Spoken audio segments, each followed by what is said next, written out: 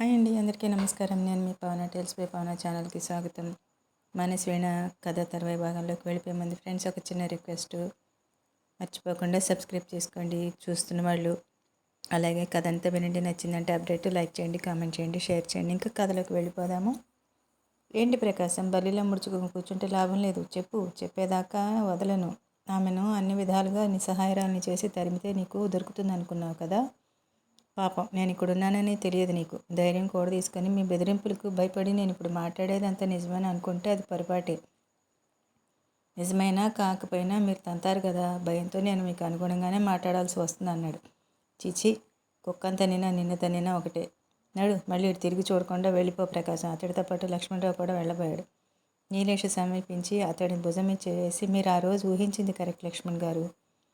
ప్రభుత్వం తరపున నేను అక్కడికి సిఐడిగా రాకపోయినా యాదృచ్ఛికంగా సిఐడి పనిచేసి పోలీసులకు సాయపడ్డాను. పిచ్చివాడిగా నటించి నేను ఇద్దరు మంచి మనుషుల అపూర్వమైన ఆదరణని సేవనని పొందగలిగాను. ఒకరు మీ అన్నగారు, ఇంకొకరు మీ చెల్లెలు. కృతజ్ఞతలు తెలుపుకునే అవకాశమే నాకు లేకుండా పోయింది. కృతజ్ఞతకు బదులు ఒకరికి తీవ్ర మనస్తాపానికి, మరొకరి జీవితం అపనిందల పాలు కావడానికి కారణమయ్యాను. ఇంటి నుండి పారిపోయిన పద్మజ గారు అనుకోకుండా మా ఇంట్లోనే ఆశ్రయం పొందింది. అప్పుడు నేను హాస్పిటల్లో ఉన్నాను. ఇంటికి వచ్చాక కొన్ని కారణాల చేత ఆమెను నేను గుర్తించినట్టు నటించవలసి వచ్చింది. మీరు ఇప్పుడు రాకపోతే, ఆమెను అవమానించడానికి తలపెట్టకపోతే ఈ రహస్యం ఎప్పటికీ బయటకు వచ్చేది కాదు. ఆమె నిష్కలంక. జీవితానికి ఏకైక సాక్షిని నేను తప్ప ఆమెను రక్షించే వాళ్ళు ఎవరూ లేరు. ఇప్పుడు నేను అజ్ఞాతంగా ఉండిపోతే పద్మజనే కాదు, దేవుడు కూడా నన్ను క్షమించడు.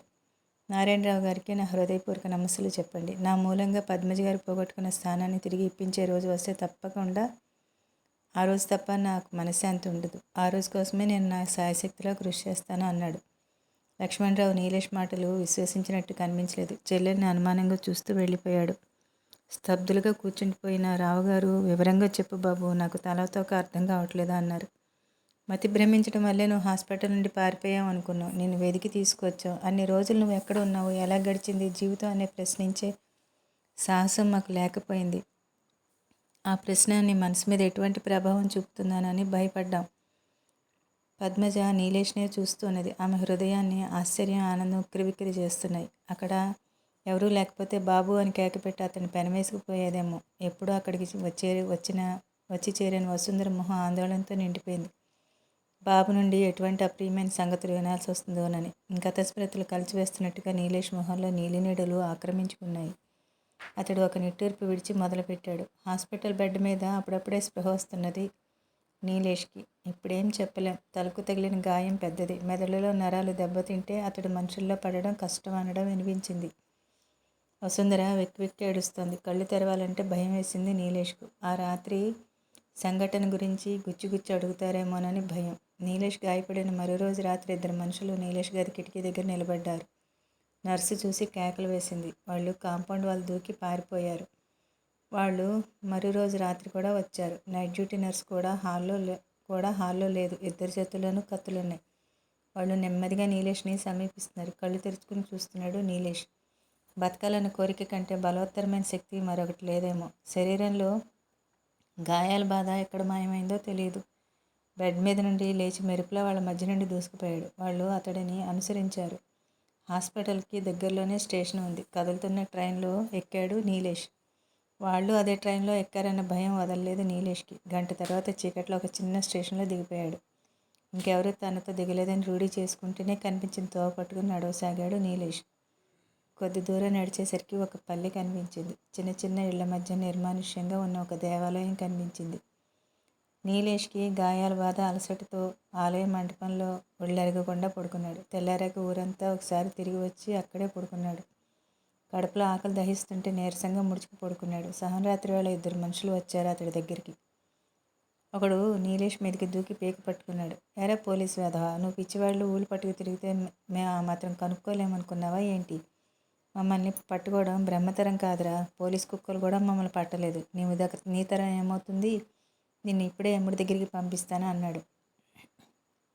తను నిజంగా పిచ్చివాడిని నమ్మితే తప్ప వాళ్ళ నుండి విముక్తిలా కనిపించలేదు నీలేష్కి. పిచ్చి పిచ్చిగా మాట్లాడసాగాడు. పిచ్చి పిచ్చిగా నవ్వసాగాడు. తల మీద గాయం చూపాడు. రెండోవాడు అన్నాడు, నిజంగా ఎవడో పిచ్చివాడిలా ఉన్నాడు గోవిందు. అనవసరంగా వీడి ప్రాణం తీయడం అవుతుంది. వదిలే. వాళ్ళు వెళ్ళిపోయారు. వాళ్ళు దొంగలో హంతకులో అయి ఉండాలనిపించింది నీలేష్కి. మరో రోజు దగ్గరలో ఉన్న పోలీస్ స్టేషన్కి వెళ్ళి విచారించగా వాళ్ళ సంగతి చూచాయిగా తెలిసింది. 15 రోజుల క్రితం సీనయ్య అనే శ్రీమంతుడి హత్య జరిగింది ఆ ఊళ్ళో. హంతకుల్ని పట్టుకోలేకపోయారు. అనుమానితుల్ని తగిన సాక్ష్యాధారాలు లేక వదిలిపెట్టి ఊరుకున్నారు. నీలేష్ తనను పరిచయం చేసుకుని హంతకుల్ని పట్టిస్తానని ఇన్స్పెక్టర్కు మాటిచ్చాడు. ఆయన సంతోషంతో తలూపి చెయ్యి అందుకుని నొక్కాడు. వాళ్ళ ద్వారా టేప్ రికార్డర్, ఫ్లాష్ కెమెరా, ఇంకా అవసరమైన కొన్ని పరికరాలు తీసుకున్నాడు. పిచ్చివాడిగా నీలేష్ జీవితం ప్రారంభమైంది ఆ పల్లెలో తన ఆకలి గుర్తించి అన్నం పెట్టిన పద్మజని గురించి, ఆదరించిన నారాయణరావు గురించి నీలేష్ చెబుతూ ఉంటే వసుంధర కళ్ళలో నీళ్లు తిరిగాయి. పద్మజ యథార్థ పరిచయం కొడుకు వల్ల విని రావు దంపతుల హృదయం కృతజ్ఞతతో నిండిపోయింది. భాషకు అందని భావాలు కళ్ళలో నిండిపోగా కన్నీట తడిసిన కళ్ళతో పద్మజను అభిషేకించసాగారు. ఒకరోజు పద్మజతో అన్నానమ్మా, అమ్మకి చెప్తే నీకోసం గుడి కట్టి పూజ చేస్తుందని. కానీ అందుకు విరుద్ధంగా జరిగింది ఇక్కడ. మన వల్ల జరిగిన అవమానాలకు లెక్కే లేదు. ఆమె కోసం గుడి కట్టి పూజ చేయకపోయినా దొంగతనం మోపి జైల్లో తోయించాలని చూసాం. వసుంధర నిష్ఠూరంగా, నువ్వు ఇలా సంగతి అని ఒక మాట చెప్తే ఇలా జరిగేదా? నేను మరీ అంత కృతజ్ఞత తెలియని మనిషినా? ఈ మధ్య నిన్ను చూస్తుంటేనే భయం వేస్తుంది బాబు. అంతా రహస్యమయం అయిపోయింది నీ జీవితం.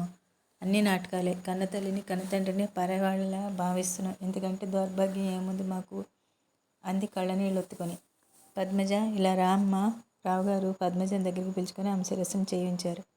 ఇక నుండి నువ్వు నా కూతురువమ్మా.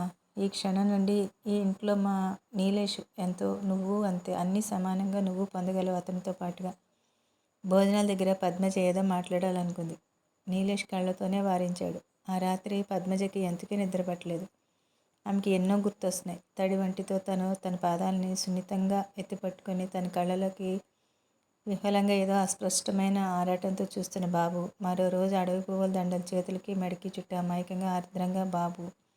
ఆ రోజుల్లో అతడి చర్యలన్నీ పూర్తి తెలివితోనే చేశాడని తెలిస్తే తను సిగ్గుతో చితికిపోయేటట్టుంది. ఎంతగా నాటకమాడాడు. అభిమానం గొంతు దాకా నిండిపోయింది. బాబు మూలంగా తను నింద మీద వేసుకుని ఇంటి నుండి పారిపోవాల్సి వచ్చినా ఏనాడు అతనిని నిందించలేదు పద్మజ. ఈరోజు మాత్రం అతడి నాటకాన్ని క్షమించే స్థితిలో లేదు. ఏ ఉద్దేశంతో అతడు తనను కదిలించాడు? చిన్నప్పుడే మేనర్కు మాటైపోగా సంగీతతో అంత చనువుగా మసిలే మనిషి ఏమనుకుని మరో స్త్రీ హృదయంలో చోటు సంపాదించుకున్నాడు. పక్క మీద దుల్లిని కొద్దీ అసౌఖ్యం ఎక్కువైపోతుంది పద్మజకు. తలుపులు తీసుకుని యువతలకి వచ్చింది. వెన్నెల్లో చెట్ల మధ్య తచ్చాడుతున్న ఆకారాన్ని చూసి ఇంట్లోకి తిరిగి వచ్చేయాలనుకుంది. కానీ పాదాలు భూమిలోకి కూరుకుపోయినట్టుగా కదలలేదు. పద్మజ, నీలేష్ తిరిగి చూసి అన్నాడు. ఇద్దరూ 4 అడుగులు ముందుకు వేసి ఎదురెదురుగా నిలబడ్డారు. ఒకరి కళ్ళలోకి ఒకళ్ళు చూసుకోసాగారు. ఒకరు గాఢంగా, ఒకరు తీక్షణంగా. పద్మజ ముందు నీలేష్ పిలిచాడు. అలా బెంచి మీద కూర్చోండి. మీతో ఈ రోజైనా మనసు విప్పి మాట్లాడాలనిపిస్తోంది.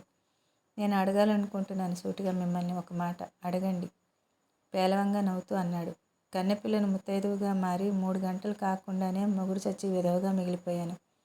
అయినా కొండంత నీడ అన్నయ్యల అండలో నేను ఒంటరిదాన్నని, జీవితం దుర్భరం అని అనుకోలేదు. అలా అనుకోవాల్సిన అవసరం ఎప్పుడూ రాలేదు. పని పాటలతో ఇంట్లో పిల్లల మధ్య నా జీవితం గడిచిపోతున్న సమయంలో మీరు వచ్చారు. అలజడి రేపారు. మనసు కదిలించారు. మరో లోకానికి ద్వారం తెరిచారు. ఆ లోకంలో నన్ను ఒంటరిగా వదిలేసి మీ దారిని మీరు చక్కా వెళ్ళిపోయారు. ఎందుకు ఇలా చేశారు? మీ మనసు, జీవితం సంగీతతో ముడిపడి ఉండగా మీరు నా మనసును ఎందుకు తాకారు? ఏమిటి మీ ఉద్దేశం?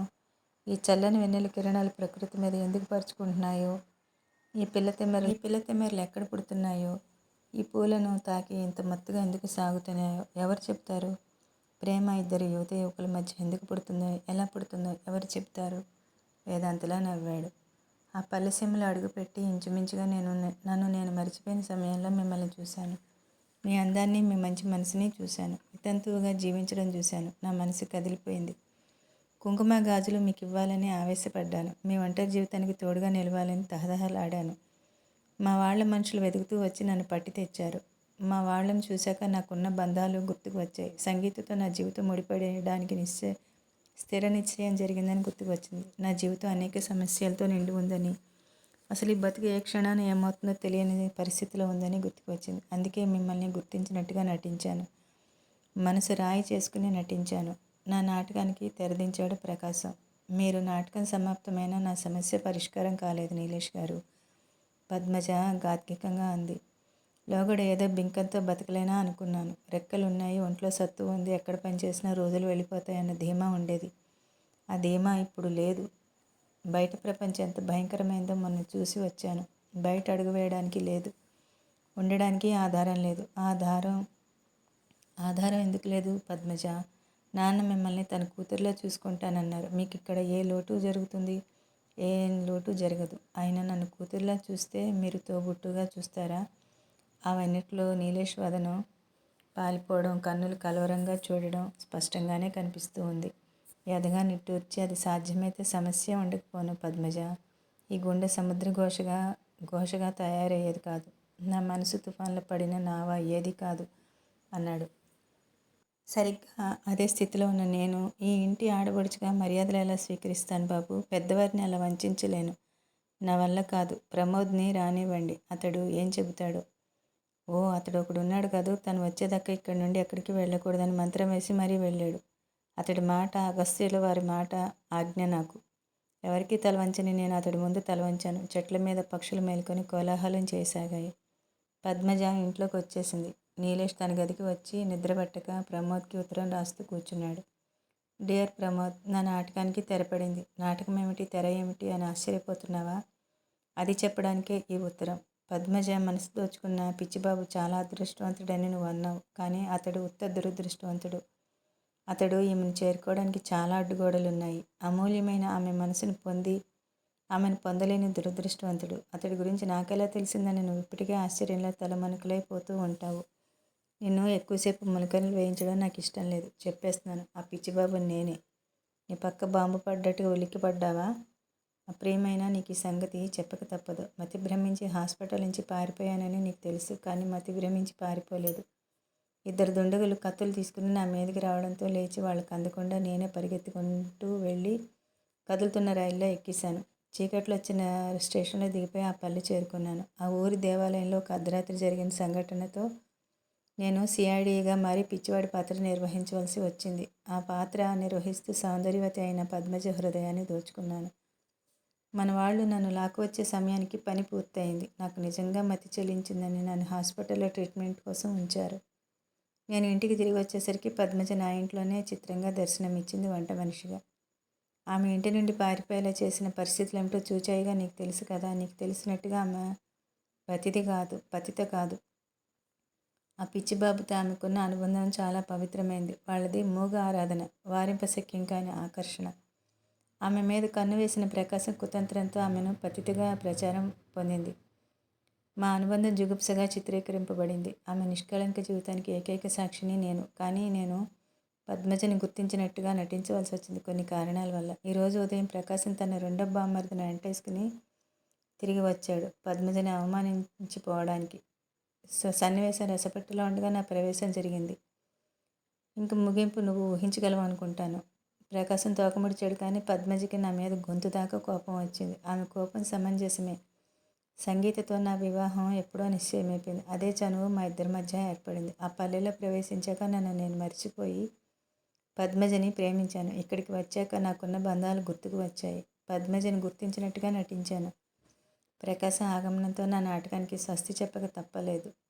నేను మరో సంగతి కూడా చెప్పదలుచుకున్నాను. సంగీతకు మరో సంబంధం చూడమని మామయ్యకు చెప్పాను. ఇది పద్మజని నేను వివాహం చేసుకోవడానికి లైన్ క్లియర్ చేసుకోవడమని నువ్వు అపార్థం చేసుకోకు. సంగీతకు నేను తగినవాడిని కాదు. తెలిసి సంగీతను నేను మోసం చేయలేను. ఈ మిస్టరీ ఏమిటో ఇప్పుడు చెప్పకపోయినా అది ఎప్పుడో బద్దలవుతుంది, బట్టబయలవుతుంది. కానీ అంతకుముందే నా జీవితం ఆహుతి అవుతుంది. ప్రమోద్, నిన్నొకటి కోరుతున్నాను. కోరిక కాదు, ప్రార్థన. నేనేమైనా అయితే అమ్మని నాన్నని కొంచెం కనిపెట్టి ఉండు. పద్మజని వాళ్ళ దగ్గరికి చేర్చు. ఉంటాను, నీ నీలేష్. ఫ్రెండ్స్, కథ నచ్చిందా? అప్డేట్ నచ్చిందంటే లైక్ చేయండి, కామెంట్ చేయండి, షేర్ చేయండి. అలాగే మర్చిపోకుండా సబ్స్క్రైబ్ చేసుకోండి. Thank you for watching.